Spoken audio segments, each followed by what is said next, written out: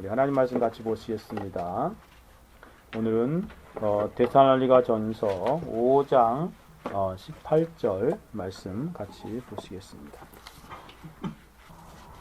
16절부터 18절까지 한 목소리를 같이 한번 읽어보겠습니다. 시작. 항상 기뻐하라. 쉬지 말고 기도하라. 범사에 감사하라. 이는 그리스도 예수 안에서 너희를 향하신 하나님의 뜻이니라. 범사에 감사하라. 이는 그리스도 예수 안에서 너희를 향하신 하나님의 뜻이니라. 아멘. 기도하고 하나님 말씀 듣겠습니다. 거룩하시고 자비로우신 아버지 하나님, 추수감사 주일 절기로 하나님 앞에 지키며 예배로 영광 돌리게 하시니 감사합니다. 하나님, 참으로 우리의 마음 안에 주의 말씀의 빛을 비추어 주셔서 모든 마음속에 있는 어두움들이 떠나가게 하여 주옵소서. 하나님의 말씀의 빛이 우리의 마음을 점령하고 우리의 마음을 가득 채워 주셔서 하나님의 말씀으로 말미암아 밝아진 마음으로 하나님께 영광 돌리는 귀한 시간이 되어질 수 있도록 주여 도와주옵소서. 이 시간 병원에 있는 우리 집사님 가운데에도 하루속히 수술한 부위가 완치되어지고 깨끗하게 나올 수 있도록 도와주시며, 하나님 군복무하기 위해서 하나님 또 훈련받고 있는 형제도 하나님 이 추운 날씨에 지키시고 도우시고 함께하여 주옵소서.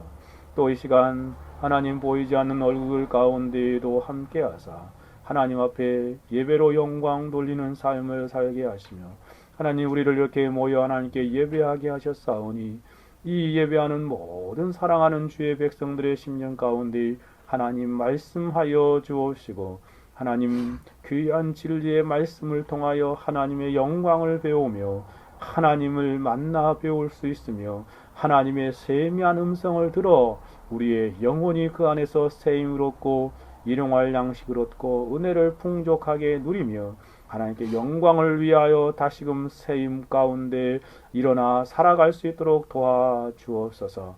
오 하나님 아버지, 우리 가운데 하나님의 말씀의 빛을 하나님 비추사 하나님 우리의 영혼이 일어나 빛을 발하는 그런 복된 심령으로 하나님 앞에 서게 하옵소서. 이 시간에도 하나님 아버지 감사를 드립니다. 부족하고 약한 종이 말씀을 대어 나올 때에 성령으로 충만케 하옵소서.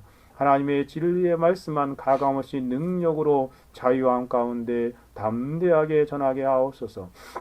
이 시간에도 성령께서 주관하심을 찬송하오며 우리 가운데 운행하시고 역사하심을 감사드리고 살아계시고 역사하시는 우리 주 예수 그리스도의 이름으로 기도하옵나이다.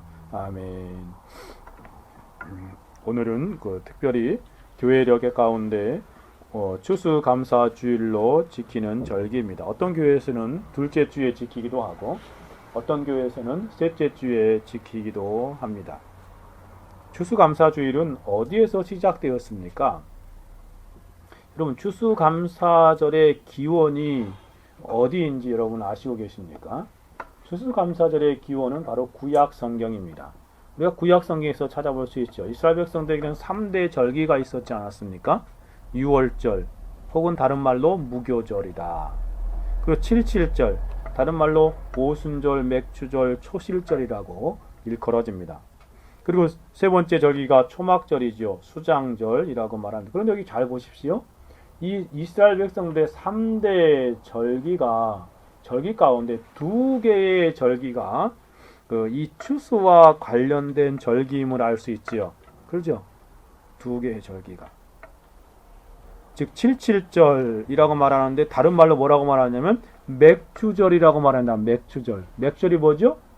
보리를 추수한 이후에 지키는 절기라는 것이에요. 그렇죠?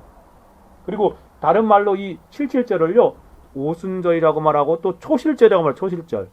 처음에 곡식을 거둬들여서 지키는 절기. 그러니까 뭐예요? 추수와 관련된 절기죠. 맥추절이. 그리고 세 번째 절기가 이 초막절인데요. 이 초막절을 다른 말로 뭐라고 말하냐면 수장절이라고 말해요. 수장절이 뭐죠? 추수한 곡식을 저장해 놓고 그렇게 하나님 앞에 나와 지키는 절기예요. 그러니 이 추수와 관련된 절기가 이스라엘 백성들의 3대 절기 가운데 2개와 관련되어 있음을 우리는 보게 되지요. 구약 성경에 보면 출애굽기 23장 16절에 맥추절을 지키라 라고 그렇게 권면하고 있습니다.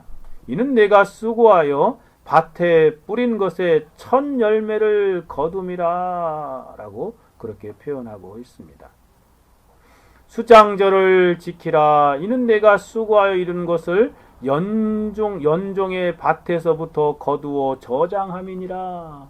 이 성경에서요, 이 3대 절기 가운데 2개나 되는 것이 추수감사절하고 겹쳐져 있는 것을 볼 수 있습니다.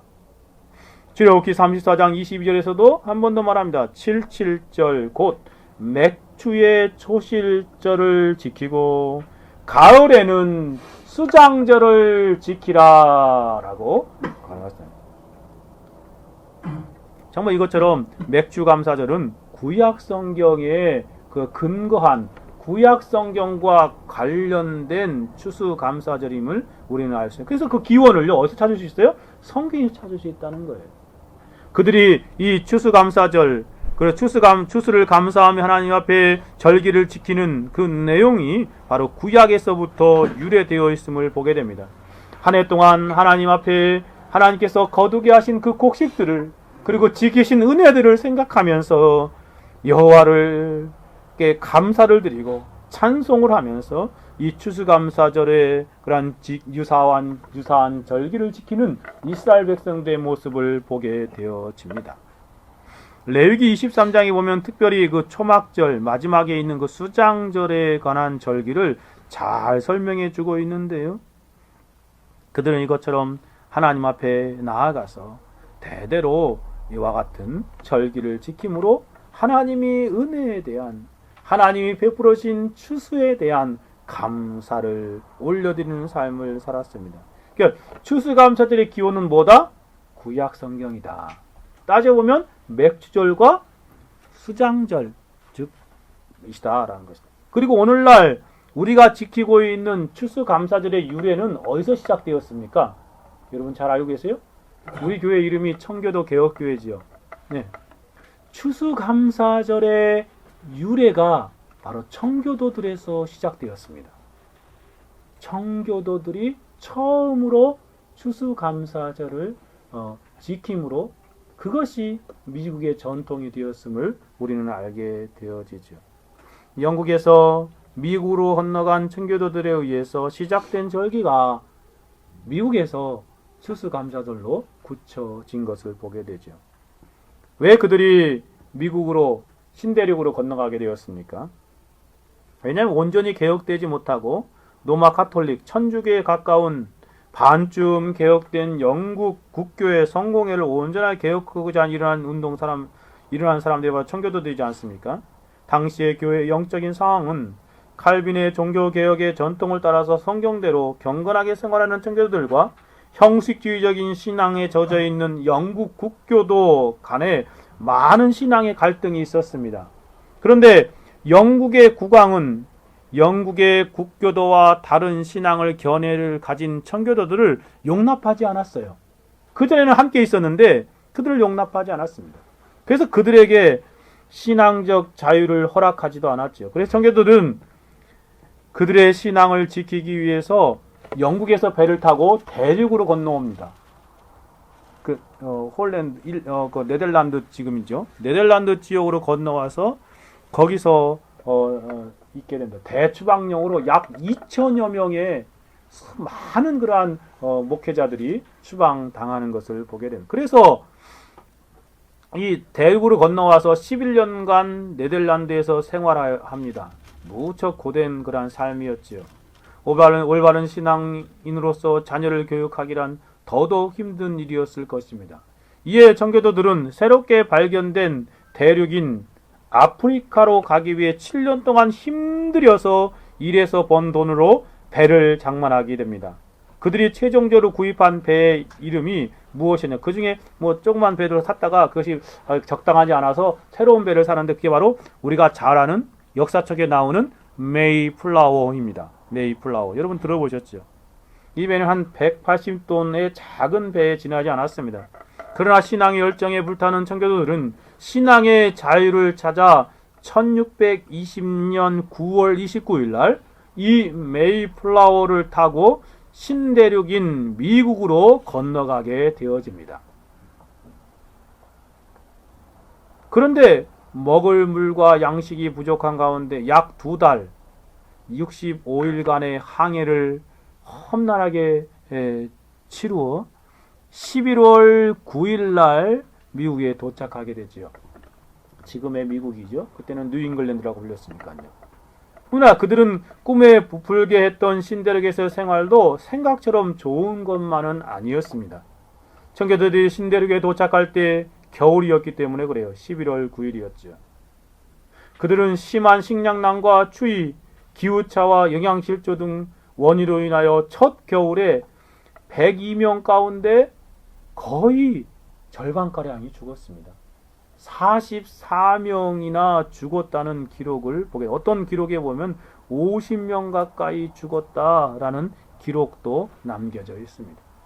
그리고 정말 그 겨울, 혹독한 겨울 가운데서 매일 사람들이 죽어나가는 것이에요. 질병으로 인하여 정말 그들이 시달리면서, 또 일손 부족으로 인하여 경무에 시달리면서 그 새로운 땅에서 큰 어려움을 당하게 됩니다. 그때 심한 고통 속에서 있었던 그들에게 도움을 주었던 사람들이 있었는데, 그것이 바로 그곳에 살고 있었던 원주민들입니다. 그 원주민들의 이름까지 기록되어 있더라고요. 완파노하고 족인 인디언들이었습니다. 이들의 도움으로 다음에 1621년 청교도들은 풍성한 곡식을 추수하게 되어집니다. 이에 청교도들은 그 인디언들을 초청하여 추수한 곡식과 칠면조 고기 등을 함께 먹으며 신대륙에서 기쁜 첫 추수감사절을 지키게 되어지죠. 그 첫 해의 추수감사절은 무슨 음식을 먹는 식사보다도 오히려 교회에서 예배를 하는 종교적인 의미가 아주 강하였습니다. 그들은 하나님께서 한 해 동안 베풀어 주신 그 놀라운 은혜와 그 복락들을 생각하면서 감사하며 예배를 드렸던 것이죠. 이것이 바로 추수감사절의 유래입니다.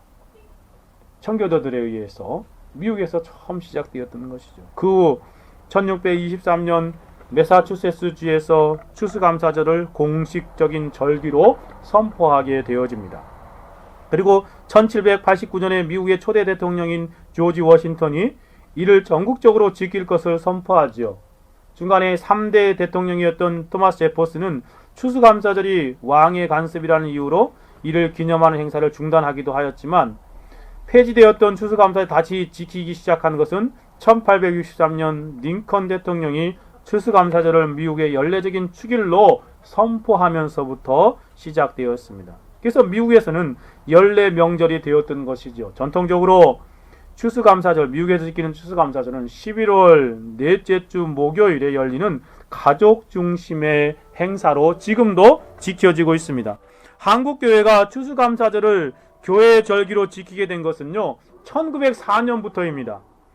정말 우리는 이러한 감사의 신앙생활을 중요한 신앙의 덕목으로 여기며 살아가야 하겠습니다. 청교도였던 토마스 왓슨이 말하는 바와 같이 감사는 하나님을 영화롭게 하는 삶에서 가장 우선적인 원리입니다. 즉, 하나님 앞에 감사하는 삶이 하나님을 기쁘게 하고 하나님께 영광 돌리는 삶에서 가장 중요한 원리라는 것이죠. 가장 첫째 되는 원리예요. 그래서 성경 그러잖아요. 감사로 제사를 드린 자가 나를 영화롭게 하리라 라고 말씀하신 바와 같습니다. 이처럼 신자는 감사로 하나님을 영화롭게 하고 하나님을 기쁘시게 하는 삶을 살아가는 사람이지요. 그럼 오늘은 본문을 숙고하면서 성도의 감사의 삶을 한번 생각해 보기를 원합니다. 범사에 감사하라. 이는 그리스도 예수 안에서 너희를 향하신 하나님의 뜻이니라 라고 말씀하십니다. 성도가 누구인지를 먼저 살펴보고 성도가 어떻게 감사하는 삶을 사는지를 생각해 봅니다. 마지막으로 신자가 감사하는 삶을 사는 이유를 되새겨 보기를 원합니다. 첫 번째로 성도는 누구입니까?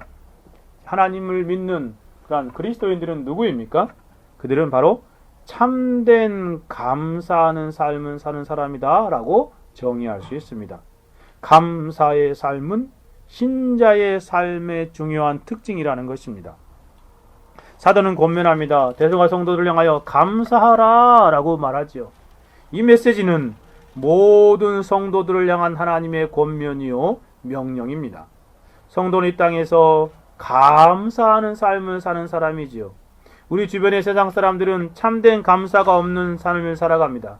그들의 삶 속에서는 성경이 알려주고 있는 참된 감사를 찾아볼 수 없기 때문에 그렇지요. 사도 바울은 로마서에서 이 세상을 살아가고 있는 수많은 사람들의 모습과 특징을 이렇게 설명합니다. 로마서 1장 21절에 하나님을 알되 하나님으로 영화롭게도 아니하며 감사치도 아니하고 오히려 그 생각이 허망하여지며 미련한 마음이 어두워졌나니, 세상 사람들의 특징은요, 하나님을 영화롭게도 안 하고 하나님께 감사하지도 않는다 라고 말합니다. 진실로 세상 사람들은 감사치 않는 삶을 살아갑니다. 하지만 성도는 전혀 다른 삶을 살아가지요. 성도는 참된 감사하는 삶을 살아가는 것입니다. 참된 감사란 하나님에게 감사하는 삶을 말하는 것입니다. 성도의 중요한 특징은 하나님을 알고 하나님께 감사로 하나님을 영화롭게 하는 삶을 살아가는 것이죠. 물론 성경이 알려주는 바와 같이 세상이 끝날이 가까울수록, 종말이 가까워질수록 세상은 더욱 감사가 메말라지는 현상이 나타날 것이라고 알려주고 있습니다. 사도는 이렇게 예언하지 않습니까? 디모데후서 3장 1절 2절에 내가 이것을 알라 말세에 고통하는 때가 이르리니, 마지막 때에 고통하는 때가 이를 것인데 어떠한 특징이 나타나나 보십시오.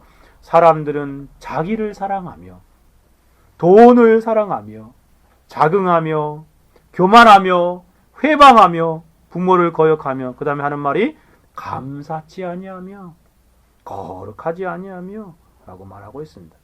사도가 예언한 대로 우리 주변의 삶을 사람들의 삶을 살펴보면 벌써 그러한 세상이 되어버렸습니다. 세상은 이렇듯 감사치 아니한 사람들로 가득합니다. 감사지 아니하는 세상이 되어버렸습니다. 이러한 그러나 신자는 이 세상 가운데, 그렇게 감사가 없는 세상 가운데에서 감사하는 삶을 살아가는 것이죠.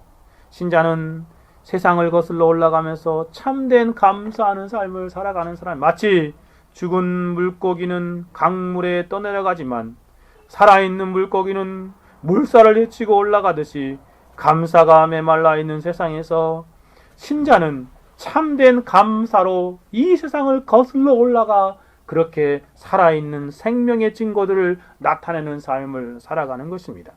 성경에 등장하는 참된 성도들의 삶을 여러분 생각해 보십시오. 그들에게 한결같이 발견되는 공통적인 삶의 모습이 있는데, 그것은 바로 하나님을 향한 참된 감사라는 것입니다. 시편에 무수히 많은 감사의 시가 하나님께 올려지고 있지 않습니까? 한두 구절 한번 생각해 봅시다. 시편 44편에 보니 고라의 자손은 하나님을 향하여 이렇게 감사드립니다. 우리가 종일 하나님으로 자랑하였나이다. 우리가 하나님의 이름을 영영히 감사하리다. 셀라. 어떻게 한다고요? 영원히 하나님께 감사합니다 라고 노래합니다. 그런가 하면 구약에서 대표적인 감사의 사람이라고 말할 수 있는 다윗을 보십시오. 그는 항상 하나님께 감사가 넘치는 삶을 살았습니다. 시편 109편 30절에 내가 입으로 여호와께 크게 감사하며, 작게가 아니라 크게 감사하며 무리 중에서 찬송하리니, 그는 감사 찬송하는 삶을 살았던 것을 보게 되어집니다. 시편 95편 2절에서도 우리가 감사함으로 그 앞에 나아가며 시로 그를 향하여 즐거이 부르자. 시편 100편에서는 예배를 향하여 나아가는 무리들을 향하여 감사함으로 그 문에 들어가며 성전 문에 이 감사하면서 발을 들여놓는다는 것입니다. 찬송함으로 그 궁정에 들어가서 하나님 보호자 앞에까지 나아가서 하나님에게 감사하며 그 이름을 송축할지어다. 그렇습니다. 신자는 이렇게 하나님 앞에 감사하는 삶을 살아가는 사람인 것이지요. 그런가 하면 선지자들의 글을 보십시오. 이사야는 12장 4절에 이렇게 말합니다. 그날에 너희가 또 말하기를 여호와께 감사하라. 그 이름을 부르며 그 행하심을 만국 중에 선포하며 그 이름이 높다고 하라 라고 말하고 있습니다. 정말 그렇습니다. 우리는 하나님께 감사하는 삶을 살아가는 것입니다.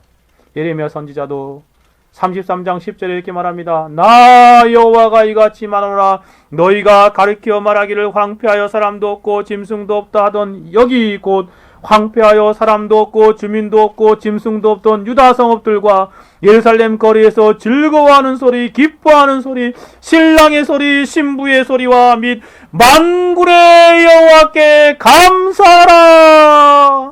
여호와는 선하시며 그 인자하심이 영원하다 할 것이라고 예언하고 있습니다. 정말 그렇습니다. 참으로 우리는 이 땅에서 하나님의 백성들은 하나님께 감사하는 삶을 살아가는 것입니다. 사도 바울은 에베소 5장 4절에 이렇게 말하지 않습니까? 누추함과 어리석은 말이나 희롱의 말이 마땅치 아니하니 신자에게는 그렇다는 것이죠. 돌이켜서 감사하는 말을 하라. 골로새 3장 15절에서도 그리스도의 평강이 너희 마음을 주장하게 하라. 평강을 위하여 너희가 한 몸으로 부르심을 받았나니 또한 너희는 감사하는 자가 되라 라고 말합니다.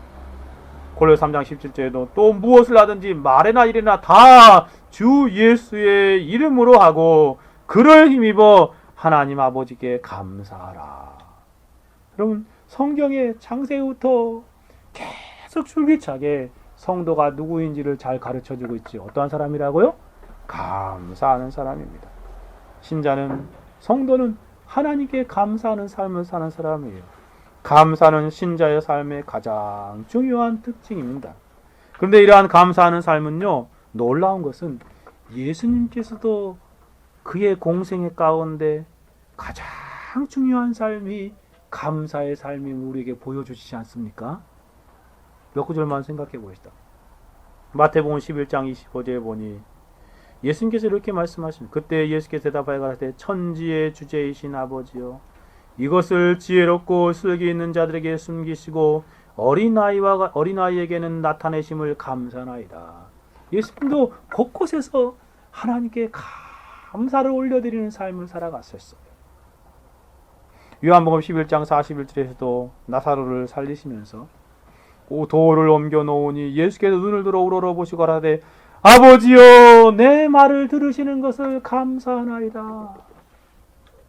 누가복음 22장 17절에는 십자가를 앞에 두고 마지막 6월절 만찬의 석상에서 이렇게 하시는 모습을 보십시오. 이에 잔을 받으사 살해하시고 가라사대 이것을 갖다가 너희끼리 나누라. 또 떡을 가지시고 살해하시고 떼어 저희에게 주시며 가라사대 이것들 너희를 위하여 주는 내 몸이라. 너희는 이것을 행하여 나를 기념하라. 여기 보면 살해하시고란 말이 무슨 말입니까? 살해란 말이 감사했다는 말이죠. 하나님 앞에 감사했다는 말입니다. 진실로 놀랍지 않습니까? 예수님께서도 공생애를 통해서 어떠한 삶을 살아야 하는지 우리에게 친히 시청각적으로 보여주시고 계십니다. 사실 예수님은 이렇게 표현하시지 않으셔도 되는 분이시죠. 하나님, 성부 하나님께서 예수님이 감사의 마음이 가득하다는 걸 모르세요? 알고 계시잖아요. 예수님 마음 안에는 감사가 가득하기에 그 마음에 가득한 감사는 죄가 전혀 없으시기에 입으로 표현하지 않으셔도 그것을 진정한 하나님께 올려드리는 감사임을 하나님이 아셨을 것이에요. 성부 하나님이. 또한 모든 것의 주인이신 분이 누구에게 감사하시겠습니까? 성부 하나님과 하나로 마음이 통하여 있으시기에 표현하지 않으셔도 그 마음을 아십니다. 예수님이 그럼에도 불구하고 감사를 표현한 것은 무엇 때문일까요? 성도가 이 땅에서 어떠한 삶을 살아야 하는지를 시청각적으로 생생하게 보여주고 있는 것이에요. 그래서 우리는 예수님의 감사의 삶을 통해서 배워서 감사하는 삶을 살아야 하겠습니다. 예수님이 보여주시는 본을 따라 성도로서 이 땅에서 예수님의 발자취를 따라가는 신자의 삶을 살아갈 때에 감사하는 신자가 되어야 하는 것. 사랑하는 여러분, 여러분 어떠한 삶을 살아가고 계십니까? 어떠한 삶을 살아왔고 지금 살고 있으며 앞으로 살아가시기를 원하십니까? 다른 삶이 아니라 바로 감사의 삶을 살아가야 하겠습니다. 하나님에게 감사하는 삶을 살아갑시다. 예수님처럼 하나님께 감사가 넘치는 삶을 살아갑시다. 추수감사절의 절기를 보내면서 하나님에게 참된 감사의 삶을 살아가기를 새롭게 다짐하며 그렇게 하나님 앞에 감사의 삶을 사는 저와 여러분이 되어야 하겠습니다. 범사에 감사하라 라고 말씀하신 것처럼 우리도 하나님 앞에 감사하는 신자로서 하나님 앞에 살아가십시다. 두 번째로 가봅시다. 성도는 감사하는 사람이다 라고 말씀드렸는데 더 나아가서 범사에 감사하는 삶을 사는 사람임을 우리는 성경에서 배우게 됩니다. 오늘 본문 대등하전서 5장 18절에 이렇게 말하지 않습니까? 범사에 감사하라. 범사에 감사하라. 그러면 하나님에게 어떻게 감사하는 삶을 살아야 하는지를 분명히 본문이 알려주고 있죠. 그것은 다른 게 아니라 감사의 방식의 중요한 원리가 하나 있는데 그것은 바로 범사에 감사하는 것입니다. 범사가 무슨 말입니까? 직역하면은요, 그 말대로 말하면 모든 환경에서 감사하라 라는 말씀이에요. 모든 환경에서 감사하라. 순풍의 삶을 살 때는 당연하게 감사하겠지요. 모든 것이 잘 되니까요. 그러나 역풍으로 어려운 상황 가운데서도 감사라는 것입니다. 일이 잘 안 되고 일이 막히고 어려움을 당해도 하나님 앞에 감사라는 것이죠.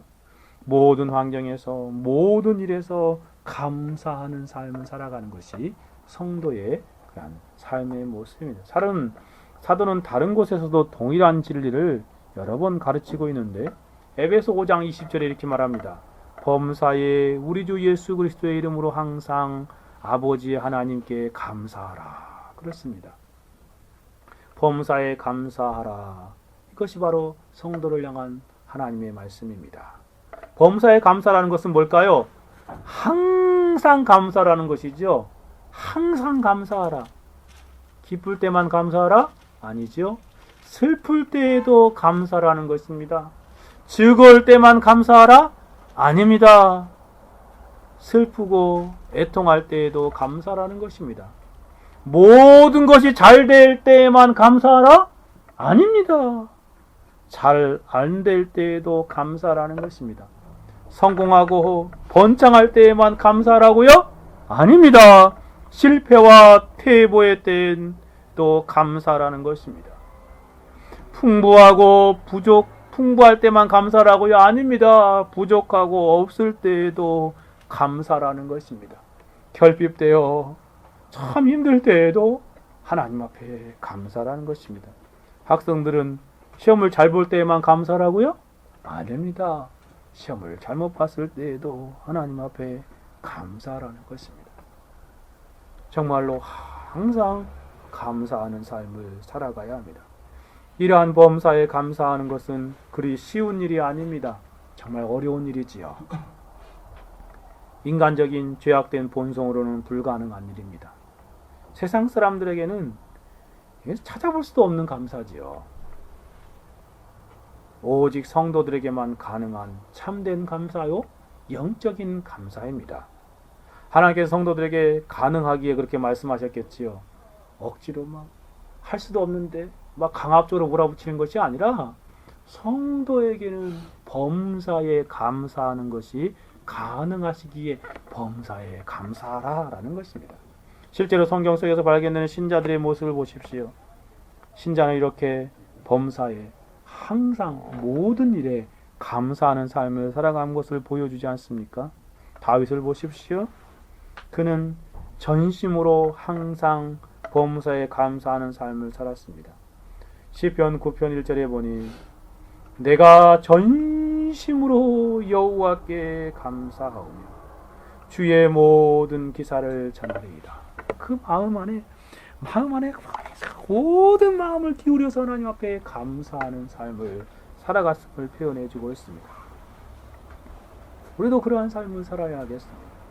우리가 잘 알고 있는 다니엘을 보십시오. 이방의 포로 생활 가운데서 자신을 죽이려고 하는 대적들이 쳐놓은 올가미가 있음에도 알면서도 불구하고 어떻게 합니까? 다른 신에게 절하거나 기도할 때 다 잡아 죽일 것이라는 그 조서가, 어인의 조서가 찍힌 줄 알고도 불구하고 그것을 단히 알고 있는 다니엘에도 불구하고 다니엘은 어떻게 합니까? 그는 하나님 앞에 나아가서 동일한 모습으로 기도 가운데에서 하나님께 감사를 올려드리는 모습을 우리에게 기록하고 있지 않습니까? 만약에 다른 신에게 기도하면 잡혀 죽일 땐 그것이 공포되었음에도 불구하고 다니엘 6장 10절에 이렇게 말합니다.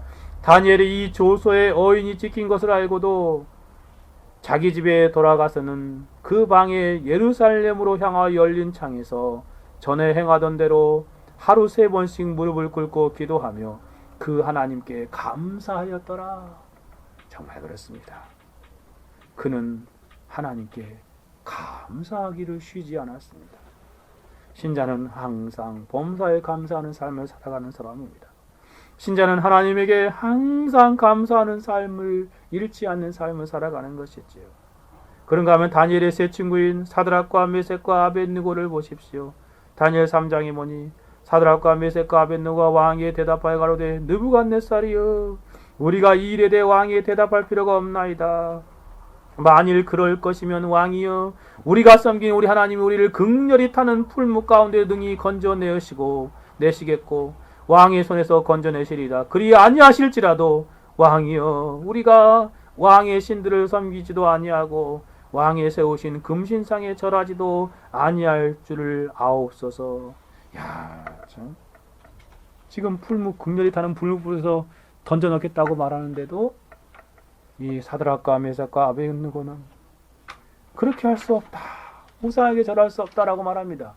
뭐라고 말하면, 그리 아니하실 하나님께서 우리에게 건져주지 않는다 할지라도, 자신에게 죽음으로 이르는 그러한 풀무로 들어가는 길이 있다 할지라도 그들은 감사를 잃지 않고 있습니다. 범사에 하나님께 감사하는 삶을 하나님께서 구원해 주셔도 감사한 것이요, 그리 아니하실지라도 하나님께 감사하는 것입니다. 정말 그렇습니다. 범사에 감사하는 삶이 신자의 삶의 모습입니다. 우리가 잘 아는 하박국 선지자는 그 하박국에서 3장 17절에 이렇게 말하지 않습니까? 비록 무화과 나무가 무성치 못하며 무화과에 달린 열매가 너무나 적어요. 포도나무에 열매가 없으며 설상가상으로 포도나무에는 하나도 열매가 맺지 못했어요.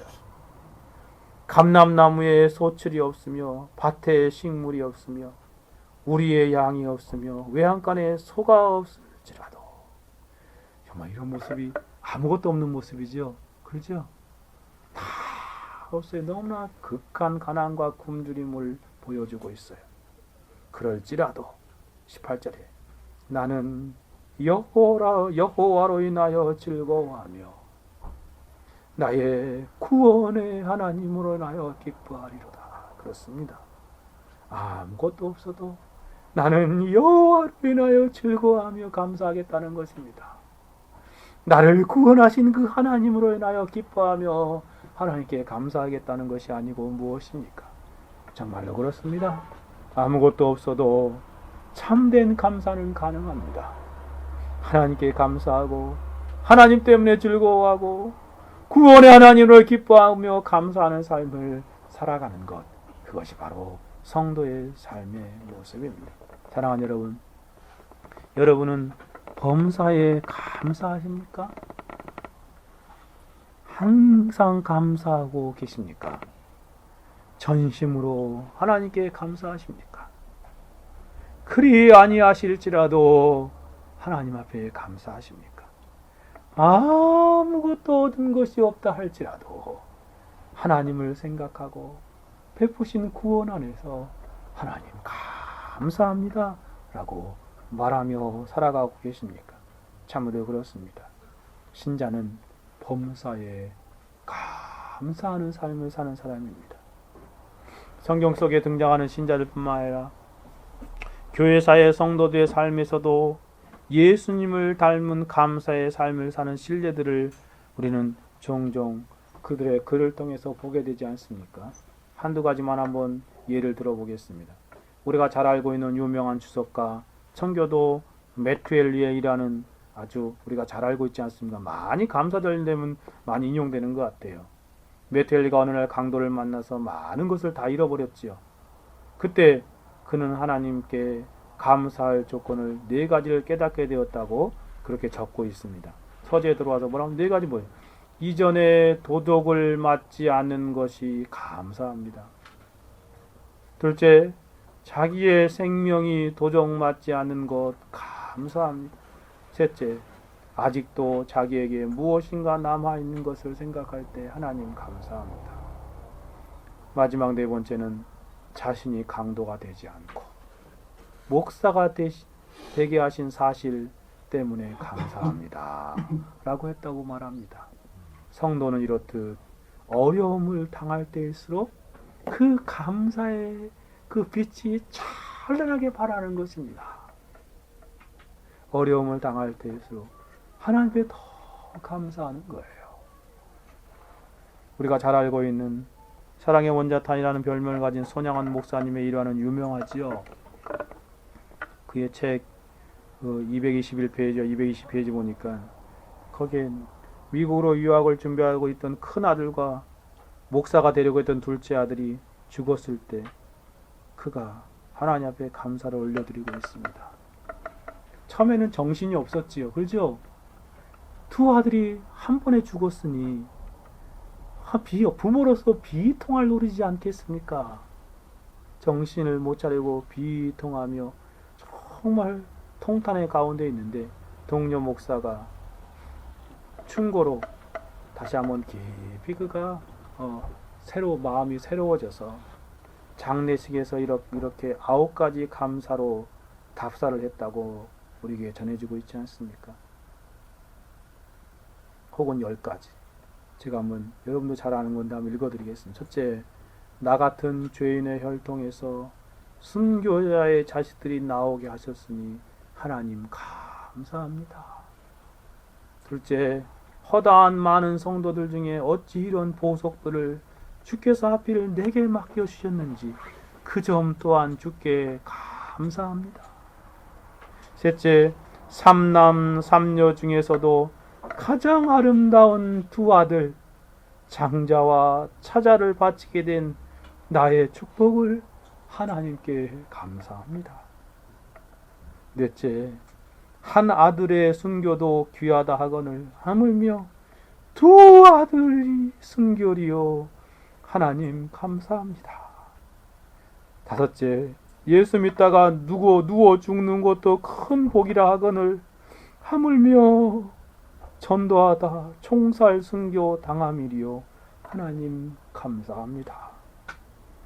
여섯째, 미국 유학 가려고 준비하던 내 아들 미국보다 더 좋은 천국에 갔으니 내 마음 암신되어 하나님 감사합니다.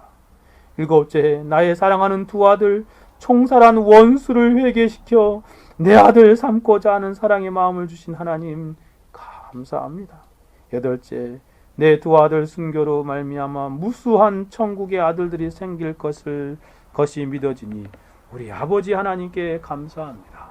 아홉째, 이 같은 역경 중에서도 이상 8가지 진리와 하나님의 사랑을 찾는 기쁜 마음, 여유 있는 믿음을 주신 우리 주 예수 그리스도께 감사합니다. 끝으로 나에게 분수에 넘치는 과분한 큰 축복을 내려주신 하나님께 모든 영광을 돌립니다. 라고 하며 장례식 답사를 했답니다. 참으로 어려울 때 신자의 감사는 더 빛나지 않습니까? 참으로 성도는 범사에 감사하는 삶을 살아가는 사람입니다. 그런가 이러한 위대한 큰 믿음을 가진 사람들만 감사하는 삶을 사는 것이 아니라 모든 성도들 그러한 감사하는 삶을 사는 사람임을 우리는 보게 되어집니다. 제가 청년 때 같이 생활하던 어떤 청년이 횡단보도를 새벽에 무단으로 건너가다가 정말 차가 와서 팍 받아버려가지고 이쪽이 다 한쪽 발이 다 부서져 버렸어요. 이 청년들하고 제가 청년 회장이었을 때인데 그 교육자하고 같이 신방을 가서 이제 좀 이제 한 오래 걸렸지요. 한 몇 주 뒤에 가서 병원에 가가지고 물어봤지요. 근데 얼굴이 밝은 가운데 있더라고요. 참 희한하죠. 그 청년이 그 교통사고로 확 당하는 순간에 어떠한 생각이 드셨냐고 물어봤더니 짓궂지요. 청년이 참 뭘 몰라 그러더래요. 차가 와서 탁 봤는데 그래가지고 붕 떠가지고 날아가는데 하나님 감사합니다 그랬대. 야, 참 그때 생각을 많이 했어요. 그게 뭐 그렇게 감사하냐 그랬더니 자신이 원래 신학교 다녔던 사람이래. 우린 잘 몰랐는데 교회도 뜨문뜨문 나오고 토요일 날도 안 나오고 주일 날도 거의 빠지기 일쑤고 청년회 모임에서 가끔 보이더라고요. 세상 일 바쁘다고 그렇게 등하는데 하나님께서 자신의 삶을 그 순간에 다 비춰주시더래. 다 보여지면서 하나님이 나를 사랑하셔서 이러한 일들을 당하게 하신다라는 생각이 들더래요. 참 이게 믿음의 마음인 것 같아요. 그죠? 네. 그러면서 하나님께 감사합니다 그랬다. 희한한 건 그 산산조각들 났던 이런 다리가 다 어떻게 맞춰져 가지고 멀쩡하더라고요. 나는 못 걸 줄 알았거든요. 못 걸을 줄 알았거든. 참 하나님 앞에 감사하는 삶은 모든 신자의 그러한 감사의 삶의 모습입니다. 그런가 하면 제가 젊을 때 그 청년 때 다녔던 그 교회에서 어떤 그 권사님이 새벽기도 나오다 겨울에 새벽기 나오다가 미끄러운 그 거리에서 팍 넘어져서 다리가 탱각 부러졌죠. 야, 그 권사님도 그래 불평과 원망이 나올 만하잖아요. 근데도 하나님 감사합니다. 자, 신자는 상황을 초월하여 하나님을 생각할 때에 이렇게 범사에 감사하는 삶을 살아가는 것입니다. 저도 약 한 15년 전에 병원에서 수술하고 나왔는데 정말 이렇게 중환자실에 눈을 딱 뜨는데 첫 번째 마음은 하나님 감사합니다는 마음이 들더라고요. 눈을 딱 뜨는데. 근데 그 병원 생활 해봐도 그렇지만 정말 아프더라고요. 짜증도 나오는데도. 그래서 아내가 참 많이 힘들었을 텐데 그럼에도 불구하고 마음에 그 눈을 뜰 때 하나님 살려주셔서 감사합니다. 살려주셔서 감사합니다. 라는 마음이 들더라고요.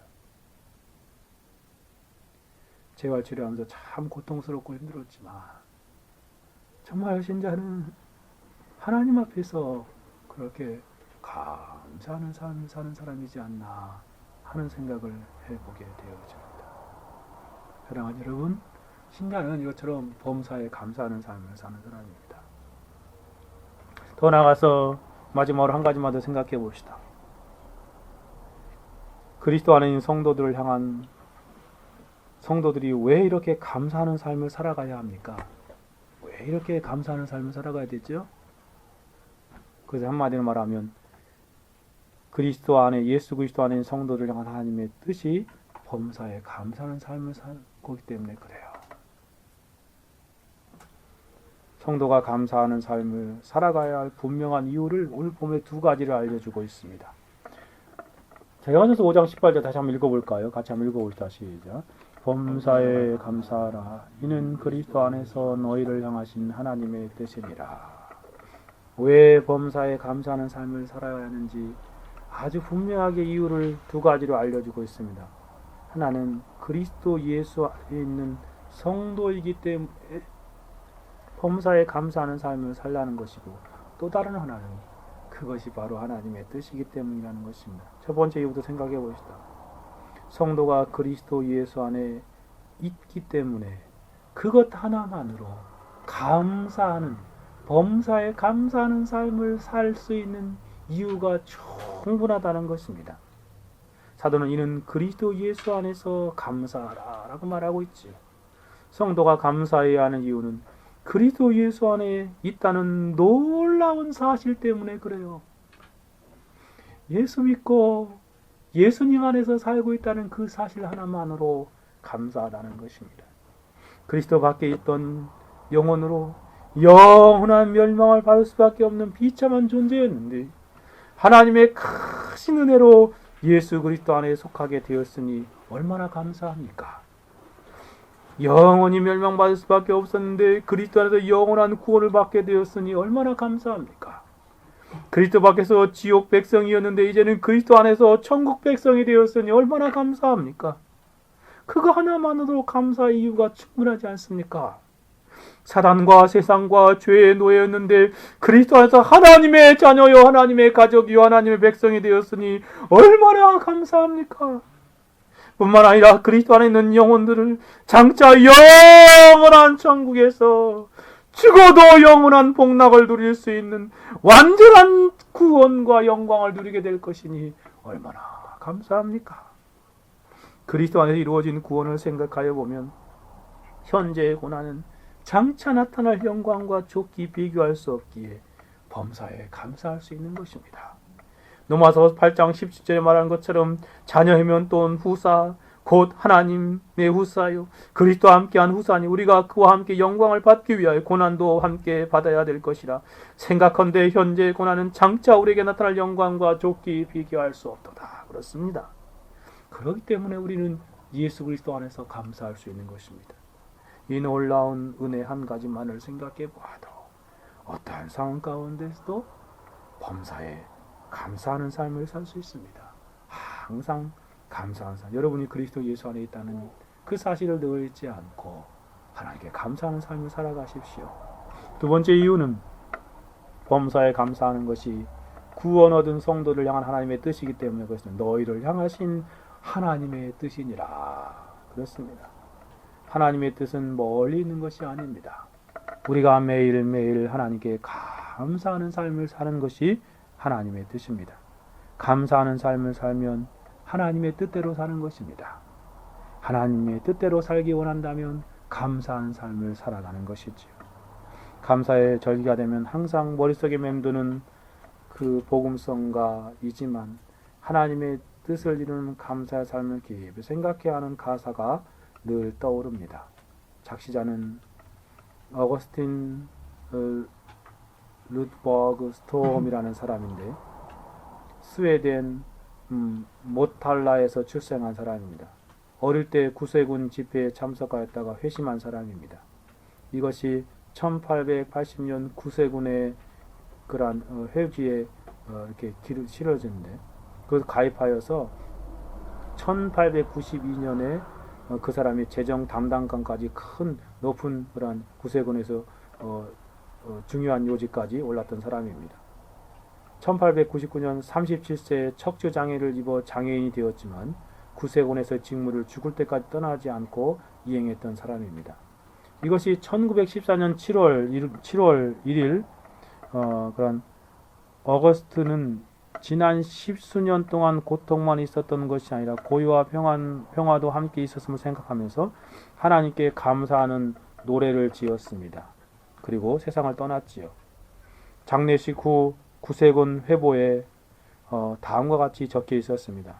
그 사람에 대해서 힘있고 사려 깊으며 잘 준비된 그 설교를 듣는 것은 즐거운 일이었다. 그리고 그가 지은 수많은 노래들은 구세군에 펴낸 노래들 중에 최고였다. 그가 지은 그 어거스트가 지은 시 가운데 하나가 있는데 그것이 바로 우리가 잘 아는 감사절 절기만 되면 흘러나오는 그런 찬송 복음성가 가사지요. 제가 한번 읽어드리겠습니다. 날 구원하신 주 감사, 모든 것 주심 감사, 지난 추억이네 감사, 주 내 곁에 계시네. 향기로운 봄철에 감사, 외로운 가을날 감사, 사라진 눈물도 감사, 나의 영혼 평안해. 응답하신 기도 감사, 거절하신 것 감사, 헤쳐나온 풍랑 감사, 모든 것 채우시네. 아픔도 기쁨도 감사, 절망 중 위로 감사, 측량 못할 은혜 감사, 크신 사랑 감사해. 길가에 장미꽃 감사, 장미 가시도 감사, 따스한 가정, 희망 주신 것 감사, 기쁨과 슬픔도 감사, 하늘 평안을 감사, 내일의 희망을 감사, 영원토록 감사해. 참으로 그렇습니다.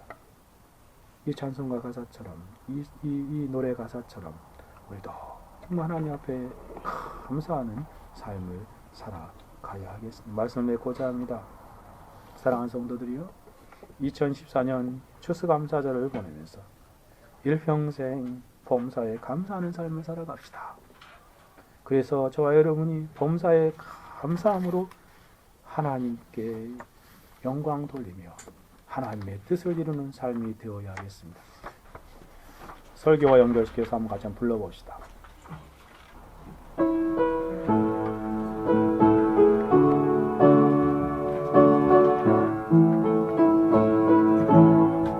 날 구원하신 주 감사, 모든 것 주신 감사, 지난 추억이네 감사, 주내 곁에 계시네, 향기로운 봄철에 감사, 외로운 가을날 감사, 사라진 눈물도 감사, 나의 영혼 감사해.